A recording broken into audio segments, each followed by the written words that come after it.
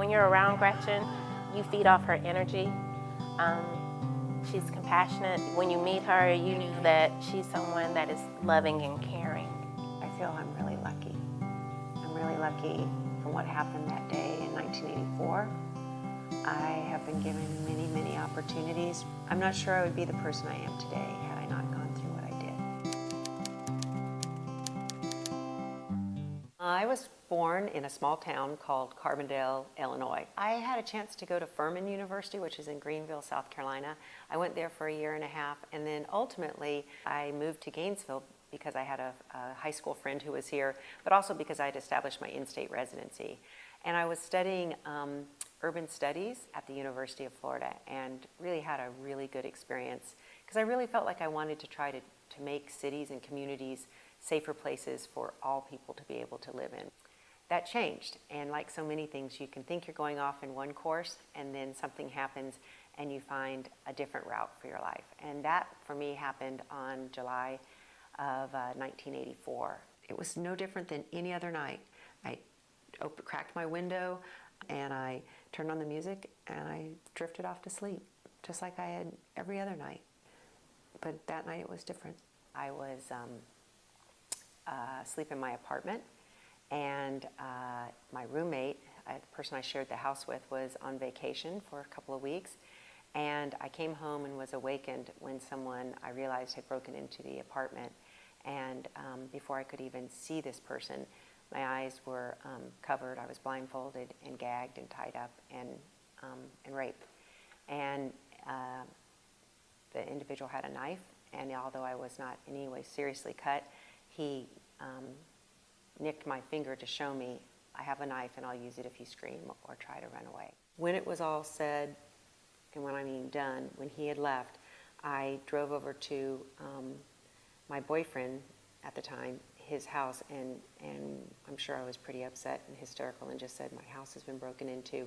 He asked me what had happened, and I simply said, someone broke into my house. And he said, are you okay? And I thought about it, and I realized I am okay. I didn't die. I'm okay.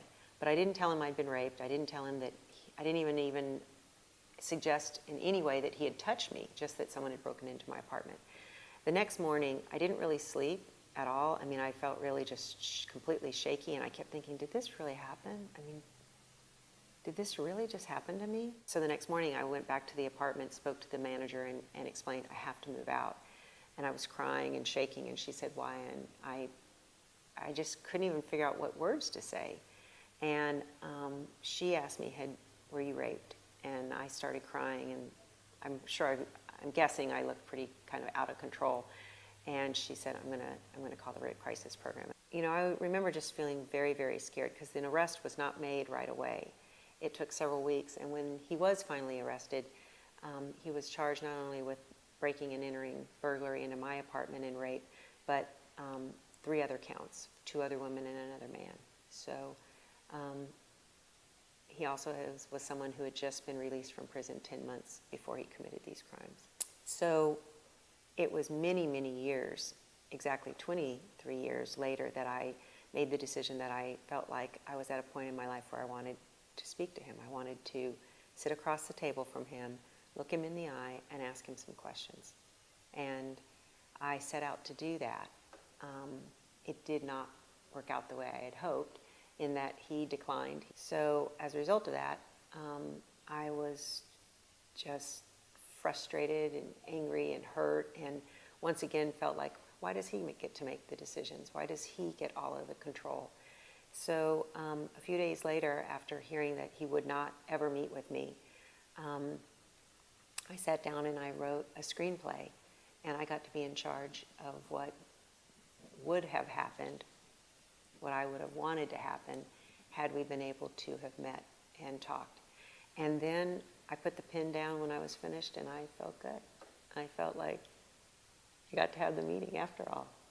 To my surprise, within a month, I was showing this screenplay to someone at the University of Florida, and he made the decision that he wanted to take the screenplay and create a film out of it, and that's what he did.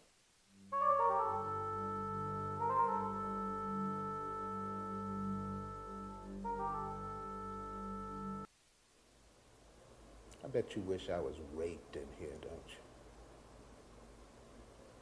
In prison. For what I did to you.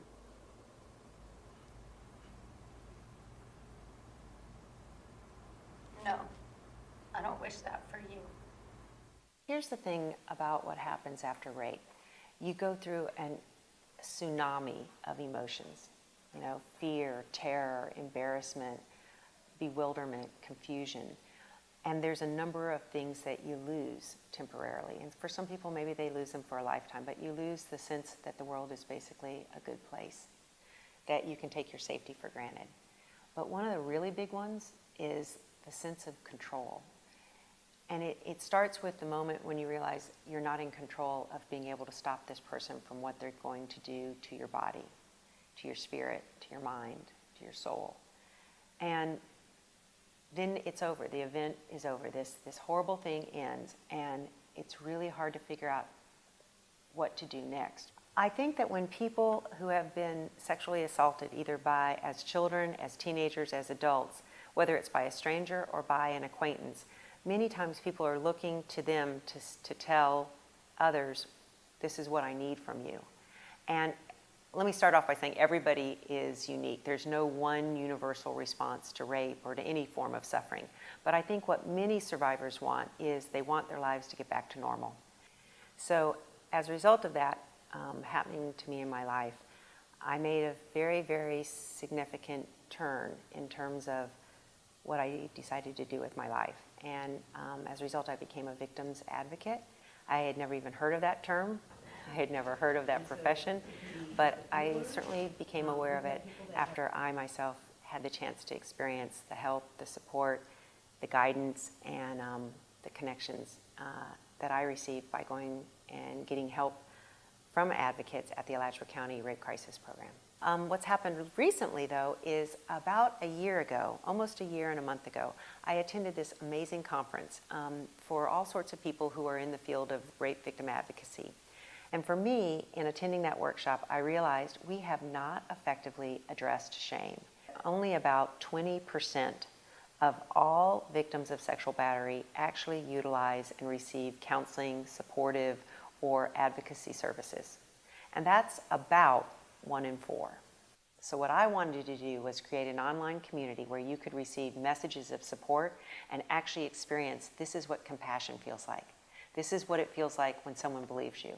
This is what support and kindness and humanity look like, and this is what these words sound like. And if you like this, when you come to this virtual community on this website called unshame.org, then maybe it will be enough to teach you to take the risk to walk into a rape crisis program or to call a program and say, I was raped, or when I was 15, something happened to me and I felt an enormous amount of shame, but I realized I deserve and I want to get some help. So with me are a bunch of victim advocates, and these advocates all happen to work at the state attorney's office, but today they're giving up their lunch hour to create messages for the Unshame campaign. And what we're creating today are these messages that we think may be able to reach someone who doesn't believe that anyone else can understand what they've gone through. I think Unshame is an incredible platform for victims of crime for all over the world in the privacy of your own home. For those that may not have the courage quite yet to go out somewhere, they can access all the resources and support right there online. Well, I would love to travel some more. I'm someone that loves to make fused glass, and that's something I do every single week. So for me, it's also recognizing the importance of keeping my own life really in balance. Sort of as a symbol that our hearts, like glass, are sometimes feel like they're broken, but they can be melded back together, just like you really can in when you're making fused glass. I want to be able to create a lot of art. I want to be able to create. My hope is that a year from today, I will be able to tell you that I've completed my first TED Talk, because I'd really like to take Unshamed to a TED Talk, and see where that takes me, and takes the Unshamed effort, website, and movement. I've enjoyed getting to know you all. It's been a little uncomfortable at times, having the camera in my face, but I want to say thank you, and I just need to let you know that I have to get back to work now. So take care. Thank you. I gotta go though. Bye. Let me know how it all turns out. See ya.